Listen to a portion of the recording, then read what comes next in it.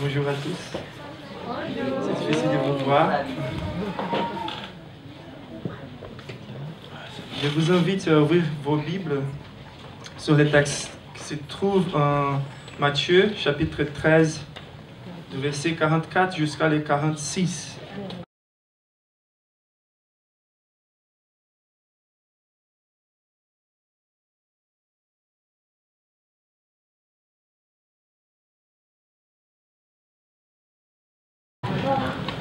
Gustavo, il vient de partager avec nous les dernières semaines sur la recherche du bonheur. Et donc là, on a déjà vu quelques vérités sur cette recherche que tous les êtres humains sont en train de vivre. Ça, c'est la vérité sur quelques personnes qui habitent sur la terre. On a un soif vraiment puissant qui nous conduit toujours vers la joie, vers le bonheur. Et malheureusement, on est dans une condition où on ne sait pas où on va trouver cette joie. Parfois, nous désirons être autonomes et c'est pour ça que, comme nous cherchons d'avoir les plaisirs dans tout qui n'est pas Dieu, on ne va jamais trouver vraiment notre joie. Et en plus, on a la religiosité qui a un peu... elle a un peu... Comment je peux dire ça détruire la vraie notion. Elle a... ça ne vient pas les mots en français, mais... elle a fait torte la notion de la relation avec Dieu. Donc, toutes les religions, plus ou moins, elles sont en train de dire qu'il faut que nous nous sacrificions pour avoir quelques mérites, pour conquérir l'amour de Dieu. Et ça nous passe une image vraiment très différente de l'image que la Bible nous passe. Et parfois, c'est l'Église évangélique qui aussi apprend les personnes à chercher à Dieu toujours avec la notion que Dieu n'est pas un Dieu en notre faveur, n'est pas un Dieu pour nous, mais un Dieu contre nous. Et ça, c'est aussi un resquisse, c'est un peu les restes de la notion de culpabilité que tous les êtres humains ils portent. La notion, même si ce soit une notion très basique, très superficielle, que Dieu est un Dieu saint, et que Dieu n'est pas content avec nous tout le temps. Et cette notion nous fait fuir de la présence de Dieu au lieu de les chercher. Car on a quelques connaissances sur Dieu, quelques connaissances sur notre condition, mais pas la connaissance suffisante pour voir Dieu comme un Dieu pour nous et non contre nous. Car si on commence toujours à regarder l'homme dans son état, on ne va pas voir dans l'homme des mérites qui lui fasse digne de l'amour de Dieu et des bienfaits de Dieu. Et donc Gustavo, il vient de partager que la Bible nous présente un Dieu pour nous et la recherche du bonheur à la fin, ça va être la recherche pour Dieu. Et si on propose, si la Bible propose, et c'est Dieu même, il propose de se révéler à nous comme la plus grande joie de nos vies, il faut que nous, au moins, par la Bible, nous sachions pourquoi chercher le bonheur de Dieu, quel espoir on a. Et Gustavo, il a partagé que nous avons l'espoir de rencontrer le bonheur en Dieu, car Dieu est un Dieu toujours plongé dans le bonheur. Il est un Dieu heureux. Et donc, on a vu avec Gustavo que le bonheur infini et débordant de Dieu est le fondement de l'hédonisme chrétien. Et ces mots, cette série de prédications, elle est basée sur un livre de John Piper. Je ne sais pas si tout le monde lui connaît, mais c'est vraiment une notion qui nous donne les pouvoirs de la joie du christianisme. Et donc, le mot hédonisme, il est très connu, surtout par les Français. Je vois vraiment dans la pratique comment la notion, la philosophie française est attachée à ce qui, comme on ne croit plus généralement dans la vérité absolue, ça c'est la mentalité française, postmoderniste, pas que française, donc la vérité n'existe pas. C'est que les choses pratiques qui vont marcher pour moi et c'est moi qui vais choisir ce que je trouve que c'est mieux pour moi. Et donc, toutes les philosophies, tous les conseils, même la psychologie parfois, elle nous donne des conseils à suivre ce que nous trouvons bien pour nos vies. Et on oublie la vérité pour chercher quels les plaisirs qu'on peut avoir dans ce qu'on imagine qu'on peut avoir. Et là, donc, on est toujours en train de chercher une vie hédoniste, une vie qui cherche nos propres plaisirs. Et là, quand on voit la religion, là, on a la notion que la religion, elle est là pour, comment on dit ça en français, mais pour nous priver de nos joies. Pour donner des plaisirs à une autre personne, à Dieu, qui parfois ils paraissent un peu capricieux. Et pour donner des plaisirs à Dieu, il faut que je perde mes droits de plaisir. Et ça, c'est tort. C'est vraiment anti-biblique. Et là, la notion que la Bible propose, c'est que nous ne sachions pas où trouver le bonheur. Dieu sait bien où se trouve le bonheur. Et pour ça, Dieu nous conduit tout le temps à chercher, à éprouver de soi, de goûter la présence de Dieu vraiment, pour qu'on puisse voir, goûter et voir que Dieu, il est bon, que le bonheur s'y trouve en Dieu. Et donc, si on s'approche de Dieu avec l'espoir d'avoir les plaisirs en Dieu, c'est car au moins, il faut savoir que Dieu, il est heureux. Il faut savoir bien partager surtout cela. Car Dieu, il est heureux, j'ai l'espoir d'en rentrant en sa présence, être heureux avec lui. Et on a vu avec Gustavo aussi quels sont les fondements de la joie de Dieu, ou du bonheur de Dieu. Dieu, il est heureux car il prend plaisir en sa propre gloire. Ça veut dire que Dieu, il est en train de prendre plaisir dans les lieux les plus heureux du monde, les plus dignes, les plus capables de satisfaire toutes les demandes de plaisir qu'on a. Comme nous sommes créés à l'image de Dieu, on a des différents aires de plaisir dans nos vies. Par exemple, on peut être satisfait quand on étudie des choses, car on a les plaisirs dans la vérité ou dans la connaissance. On a les plaisirs dans la beauté quand on regarde des choses qui sont belles. On a les plaisirs dans les relations.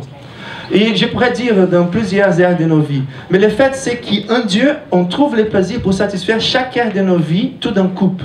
Car il est parfait en toutes ses vertus et il est dans une relation parfaite pour toute l'éternité. Et pour que Dieu prenne les plaisirs dans la chose la plus heureuse du monde, il est toujours heureux. Il est toujours dans les bonheurs. Dieu est heureux aussi car il est souverain. Parfois, on ne sait pas comment on va arriver à avoir les choses qu'on pense que c'est bon pour nous. Et c'est pour ça que ça vient la tristesse. Je deviens triste car je n'ai pas le pouvoir de faire ce que je voulais faire. Mais en Dieu, ça ne se passe pas. En Dieu, volonté et pouvoir, il n'y a pas de différence. Ce qu'il veut, il fait. Il a tous les pouvoirs et pour ça, Dieu ne peut être jamais frustré.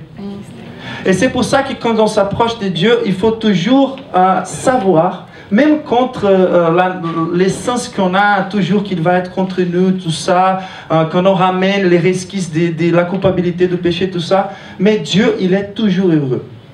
On sait bien, la Bible nous montre que parfois, quand on regarde, et ça c'est une façon de communiquer avec nous, car notre vision est très courte, on peut focaliser que les choses dans son espace temporel, mais Dieu, il est éternel, il veut toutes les choses d'un coup.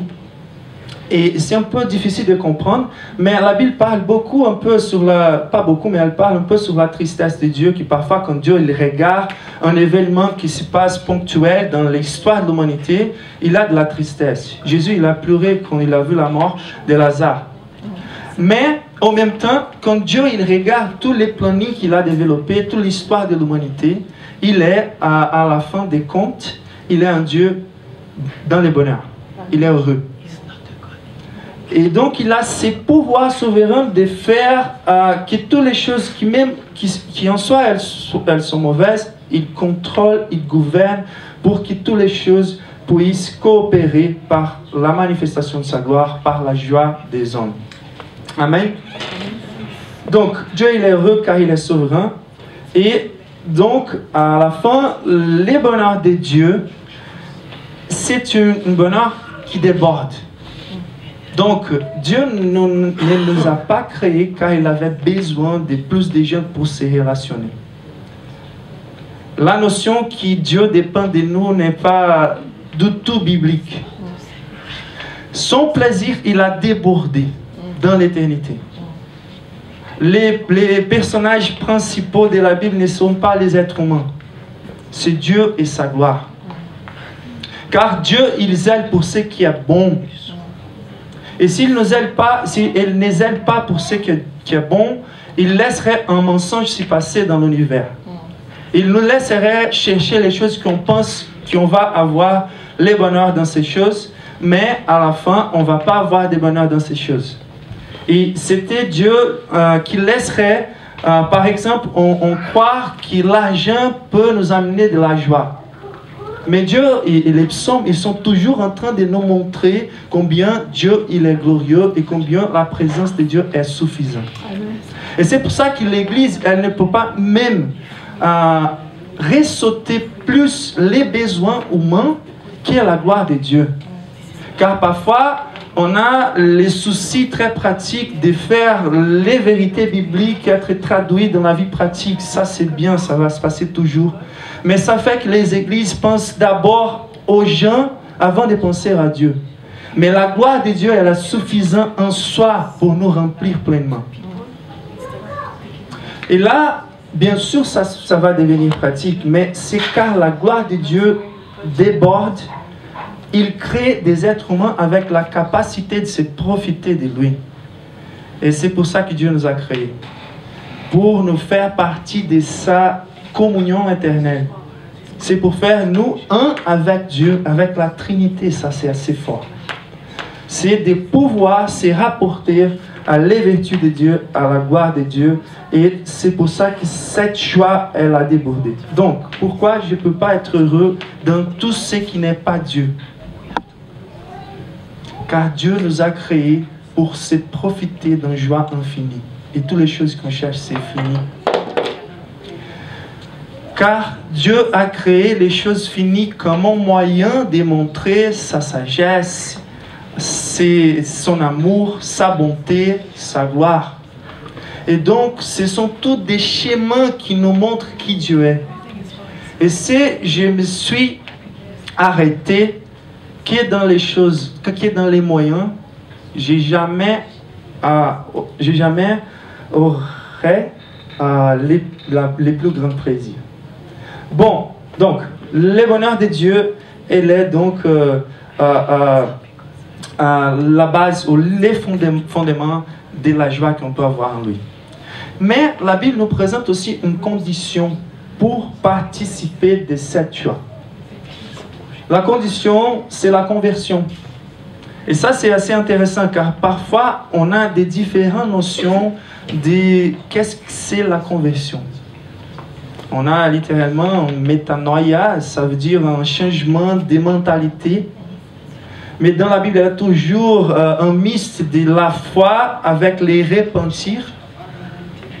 Mais quand on voit comment je peux évaluer ma conversion, parfois on a des différentes façons d'essayer de dire non, cette personne elle est convertie car elle a répété une prière.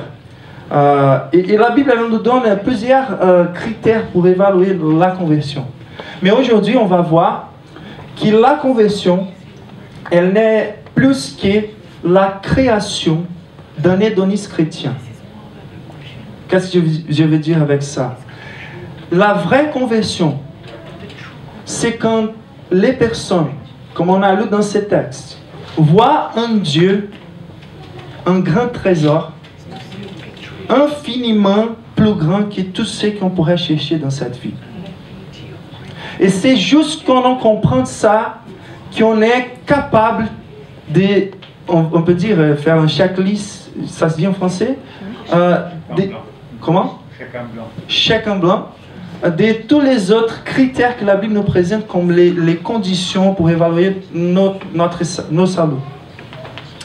Et là, donc, la conversion est la création des personnes qui prennent plaisir en Dieu, qui décident de prendre plaisir en Dieu et pas un Dieu plus les choses que Dieu peut nous donner. Ça, bien sûr, on va revisiter tous les autres aires de nos vies après, dans la continuation de la série. Mais tout d'abord, il faut qu'on ait cette expérience avec Dieu. Et donc, pour arriver à comprendre ça, il faut qu'on comprenne 5 vérités très basiques dans la Bible que je vais partager avec vous avant de rentrer proprement dans cette notion de la conversion comme la création de l'hédonisme chrétien. Donc la Bible nous présente 5 vérités très basiques qui on pourrait être plongé sur Romains chapitre 1. Pour suivre Romains chapitre 1, du verset 18 au verset 21. On n'a pas besoin, selon la Bible même, on n'a pas besoin de la Bible pour comprendre que la gratitude est un devoir quand quelque bien est fait en nos faveurs. Bon, on a ce sens de justice que si on fait quelque chose d'important pour une personne et elle sort sans dire merci ou sans honorer les bienfaits, on va la juger, on va la culpabiliser, on va les condamner. Et cette notion, elle a son origine en Dieu. En fait, si on considère bien, presque tous les sports, la société, les écoles, elles sont un peu basées dans ça. On honore ceux qui ont fait du bien, on donne des prix pour ceux qui ont mérité cela. Donc, il a cette notion de la dignité des personnes aussi. Par exemple, si une personne très importante fait quelque chose pour moi, j'essaie toujours de donner encore plus la reconnaissance qu'elle mérite. Quand on considère les cas de Dieu dans la relation avec nous, on a donc les critères de la dépendance tout d'abord. Combien tu dépends de Dieu? Tu as déjà réfléchi sur ça? Parfois, nous nous sentons obligés à remercier nos familles, nos parents, car on reconnaît très fort, toujours, surtout quand nous sommes petits, que nous sommes totalement dépendants. Pour la nourriture, pour l'école, pour étudier, pour nous habiller, pour tout. Et dans la vie, après qu'on ait grandi, c'est la même chose. Combien de fois la vie t'a montré que tu n'as pas le contrôle de toutes circonstances? Et donc Dieu, il est là comme celui qui nous donne de la respiration, ça on oublie aussi, l'énergie qu'on vit. Il nous donne la provision. Il nous donne, avant que tu es né, il t'a donné, il a choisi ta famille. Donc Dieu, il est en train de prendre soin de tout ce qui se passe dans ta vie. Nous sommes totalement dépendants de Dieu. Et au lieu de les remercier, nous sommes toujours en train d'utiliser l'énergie que Dieu nous donne, la provision que Dieu nous donne, pour vivre une vie qui est différente de la vie que Dieu approuve et de la vie que Dieu vit. Ça veut dire qu'on utilise l'énergie de Dieu, la grâce de Dieu, la bonté de Dieu, pour pécher contre ses propres dieux. Ça, c'est assez fort. Au lieu de les remercier, nous sommes en train de nier sa grandeur, de nier l'honneur qu'il mérite pour prendre soin de lui.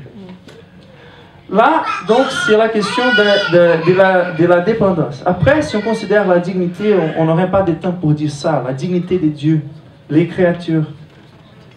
C'est lui qui a toutes les vertus en soi, en plénité. C'est lui qui a les plus grands amours qu'on pourrait imaginer. Il est le roi, il est le créateur. Nous n'avons aucun droit devant lui. Ça, il faut savoir. C'est juste de reconnaître sa grandeur. Il est le souverain. Et heureusement que si c'est Dieu tout-puissant, souverain, il a aussi un caractère très bon, amoureux, gracieux. Et c'est super que c'est Dieu qui est très puissant, qui a toute l'autorité. Il n'est pas un autoritaire, un Dieu, un roi autoritaire, mais il est un Dieu qui agit toujours en accord avec son caractère. Et ça, c'est encore plus la notion qu'il ne faut pas questionner la souveraineté de Dieu. Dire que la conversion, c'est quand une personne décide de prendre son plaisir en Dieu, Ça ne veut pas dire que nous sommes en train de dire à Dieu ce qu'on veut pour avoir le plaisir. Ça veut dire qu'on accepte la notion très claire, très rationnelle, très biblique, très pratique, que Dieu sache beaucoup mieux que nous ce qui est bon pour nous. Et même pas en pensant en ce que Dieu peut nous donner, mais en Dieu lui-même comme la source de toute la joie. Sa présence, elle est suffisante. Et donc, c'est de décider de prendre plaisir en Dieu.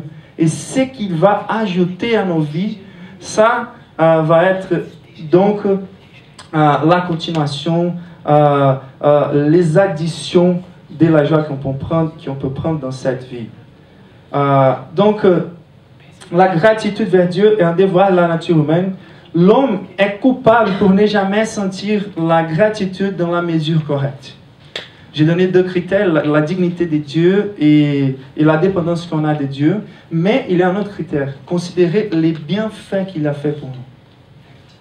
Par exemple, les majeurs, de ne pas pauper, ça se dit pauper, la vie de Christ,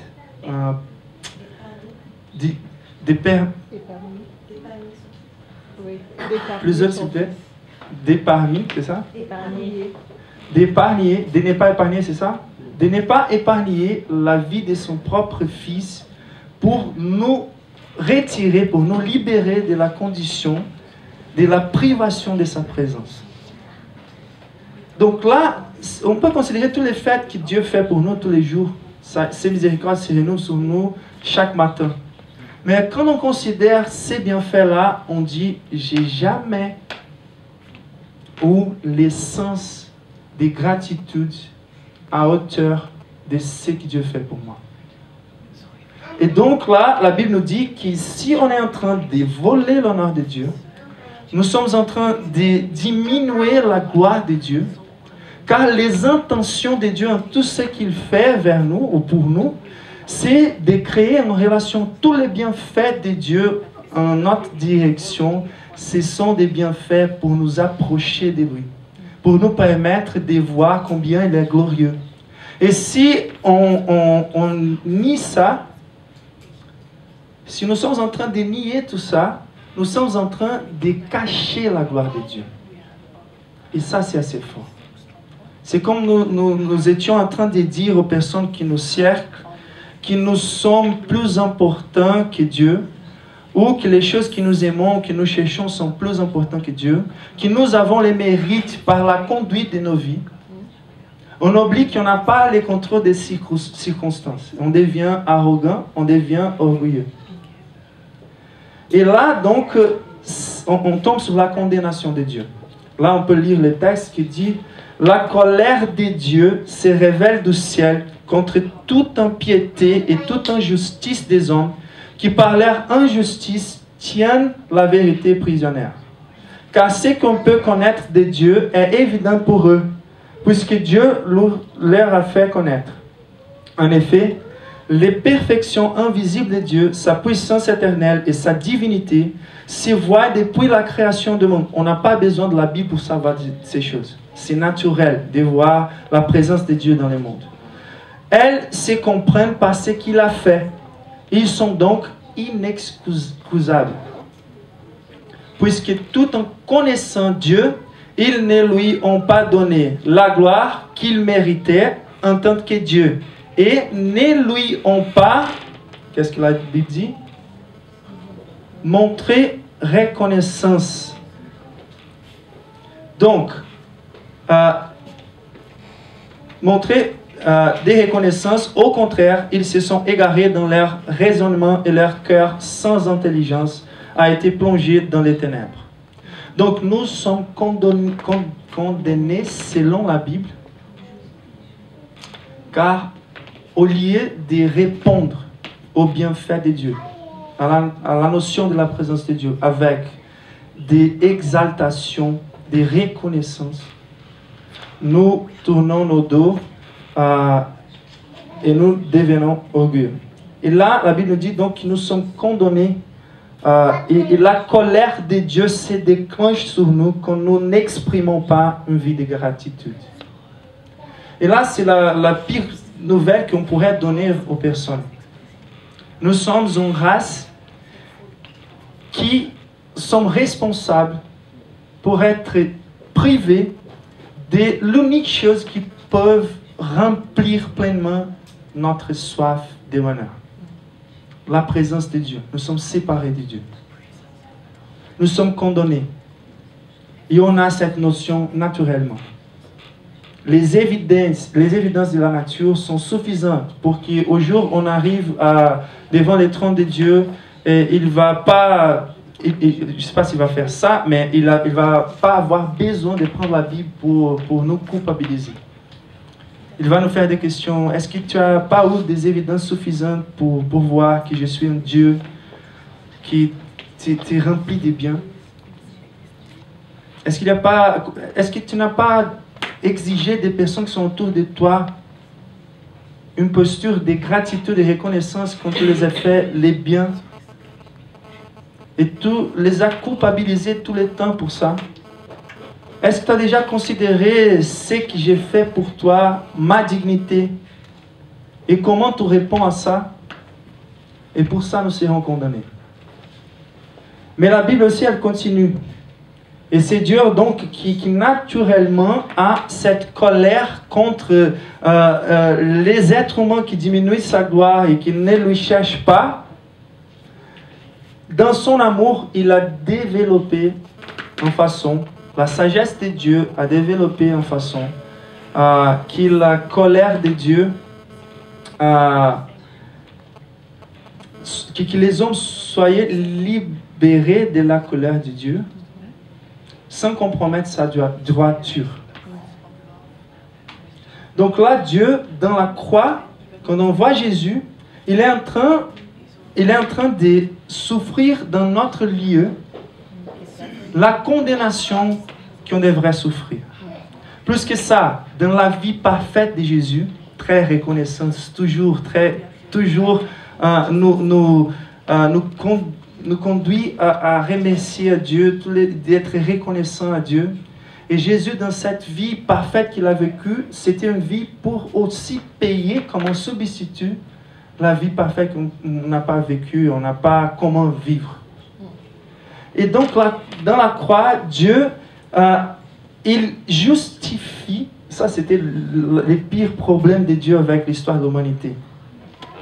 Comment je continue à être juste si je veux pardonner les péchés? Je suis encoléré contre les péchés, mais j'aime les personnes qui pêchent. Et je veux les restaurer.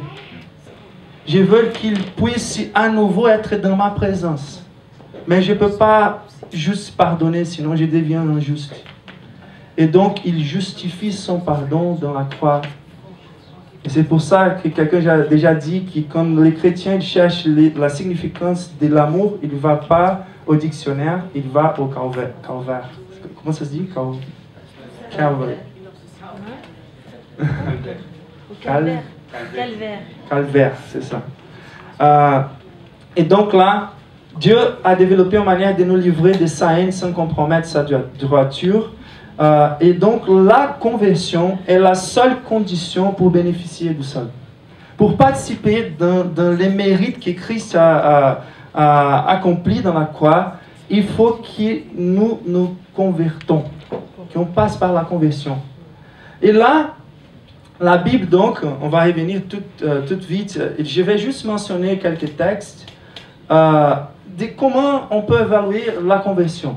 Donc, croire en Christ, ça, il y a des églises qui restent sur ça. Elle fait quelques personnes qui viennent d'arriver, répéter en prière, et ils disent non, s'il a répété cette prière, il est protégé, il est sauvé. Mais ça ne marche pas comme ça dans la Bible. C'est qu'il y a un critère. Là, on trouve ça en Acte 16, 31. Après, on a la notion de recevoir à Christ. Il n'est pas suffisant que de croire en Christ, mais d'avoir une relation vraiment personnelle avec lui. Donc, recevoir à Christ. Jean 1, verset 12, ça dit, il dit, mais à tous ceux qui l'ont reçu, à ceux qui croyaient en son nom, la lumière a donné le pouvoir de devenir enfant de Dieu. Après, on a la notion de repentir. Il est nécessaire la repentance pour se convertir. Repentez-vous donc et convertissez-vous pour que vos péchés soient effacés. Actes 3, 19. Après, la notion d'obéissance. Et c'est parce qu'il a été ainsi amené à la perfection, Jésus, qu'il est devenu pour tous ceux qui lui obéissent l'auteur d'un salut éternel. Il n'est pas suffisant de croire, de recevoir, de se repentir, mais il faut obéir à Christ, en vie constante d'obéissance. Et après, être comme un enfant.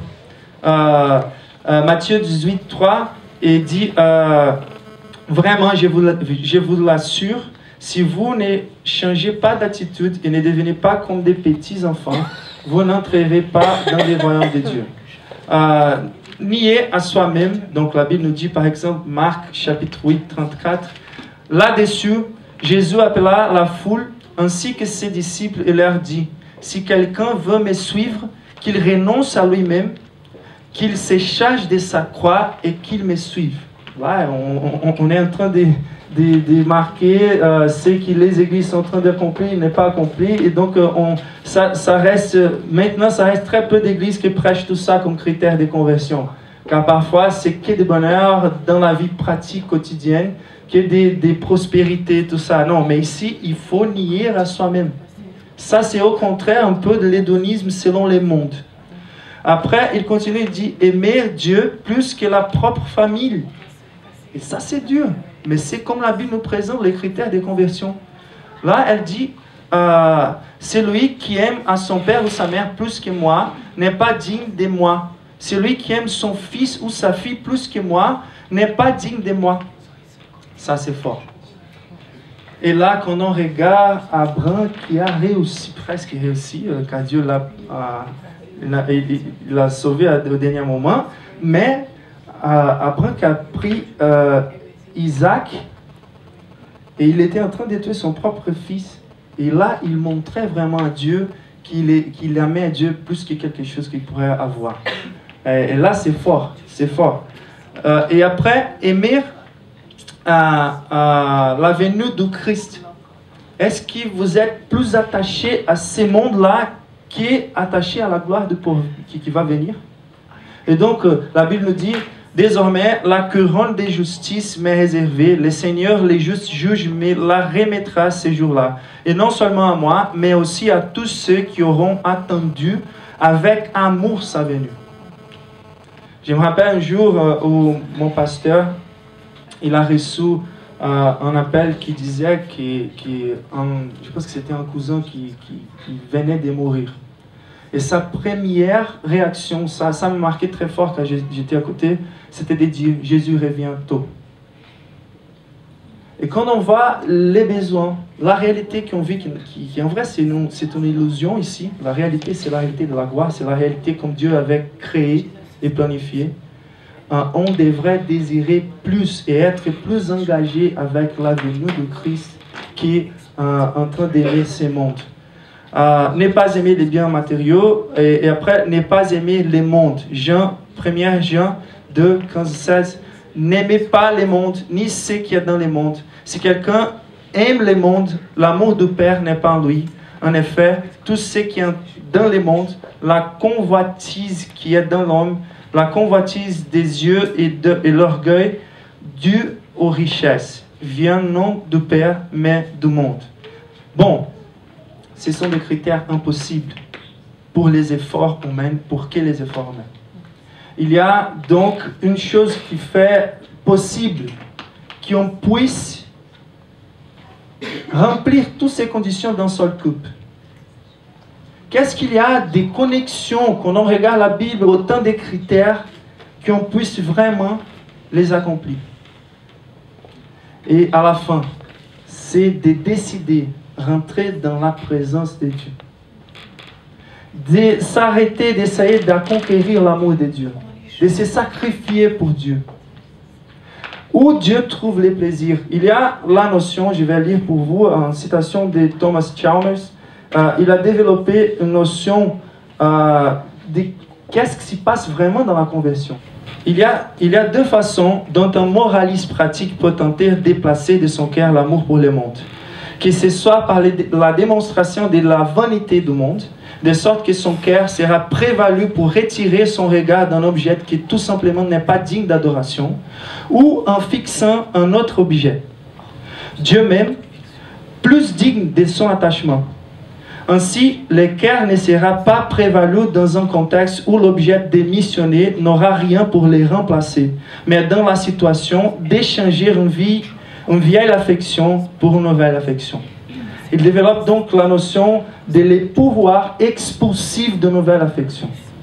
Nous sommes là en train de vivre une vie guidée par les succès professionnels, pour un mariage parfait, pour des succès différents dans nos vies.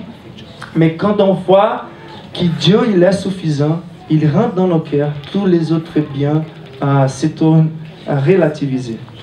Et donc, ce que je voudrais demander à vous, à ces moments-là, c'est, au premier lieu, à première place, je voudrais savoir vraiment que vous demandez à vos cœurs si vous avez déjà vécu cette expérience avec Dieu. Est-ce que quand on lise ces textes, le royaume des cieux est encore semblable à un trésor caché dans un champ. L'homme qui la trouve le cache, et dans sa joie, il va vendre tout ce qu'il a et achète ses champs. Il n'y a pas comment forcer ça. Il n'y a aucune église qui puisse, avec des mots, te conduire à cette notion. Il faut rentrer dans la présence de Dieu. Il faut goûter Dieu. Il faut voir sa gloire. Si on ne peut pas dire que tous les renonces, tous les sacrifices sont rien, car quand on va lire la biographie de plusieurs personnes qui ont laissé plusieurs choses, même la famille, qu'ils ont perdu dans les champs missionnaires, ils vont dire Dieu est plus grand. Il est capable de satisfaire mon âme. Et donc, ce n'est jamais... Ça va être, bien sûr, ça va être pénible par des moments, mais ça n'est jamais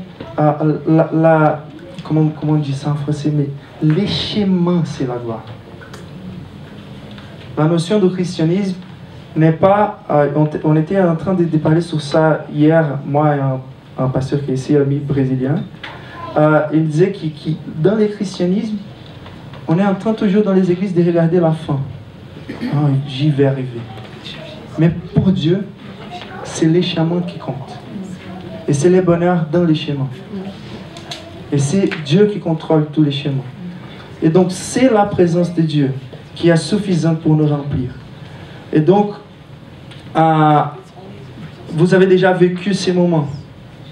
Moi, je me rappelle, je ne vais pas trop raconter mon histoire, mais je me rappelle le moment de ma conversion, où je pense que c'est plus facile quand Dieu il enlève les choses qui sont autour de nous, qui est dans les moments où on doit nier les choses, laisser les choses par notre propre foi. Et mon cas, c'était le cas où Dieu était en train d'enlever tout de ma famille, ma vie, tout ça.